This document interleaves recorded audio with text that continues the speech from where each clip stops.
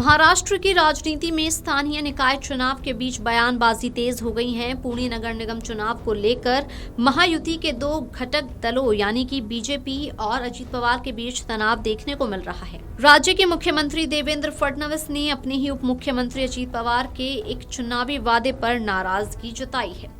CM Fadnavis ने deputy CM Ajit Pawar पर तंज कसते हुए कहा कि दोनों दलों के बीच दोस्ताना मुकाबले पर सहमति थी, लेकिन अजीत पवार का संयम अब डगमगाता दिख रहा है।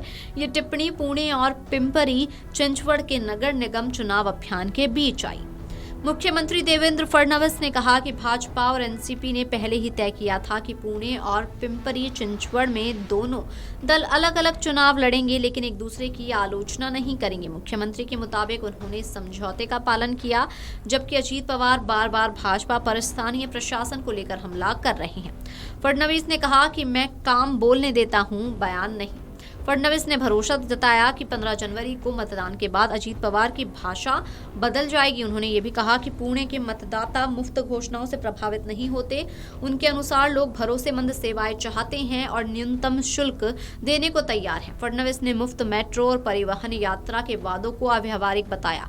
फडणवीस ने कहा कि 60 लाख की आबादी वाले पुणे में आपराधिक पृष्ठभूमि वालों को टिकट देने की कोई जरूरत नहीं। उन्होंने परोक्ष रूप से एनसीपी पर निशाना साधते हुए कहा कि जो लोग कोयता गैंग खत्म करने की बात करते हैं वही ऐसे लोगों को आगे कर रहे हैं। फडणवीस ने दो टूक कहा कि अपराधियों की जगह जेल है, नगर निगम नहीं। फडणवीस ने यह भी कहा कि जिन दलों को हार का अंदेशा होता है वो अव्यावहारिक घोषणाएं करते हैं। उनका दावा है कि पुणे के लोग समझदार हैं और ऐसे वादों पर भरोसा नहीं करेंगे। उन्होंने स्थानीय सेवाओं की गुणवत्ता, समयबद्धता और भरोसे को चुनाव का असली मुद्दा बताया। तो ऐसे में आइए अब हम आपको बताते हैं अजीत पवार के मुफ्त वादों पर फडणवीस की आपत्तियां क्यों हैं। सबसे पहले आपको बताते हैं घोषणा पत्र में अजीत पवार के वादों के बारे में।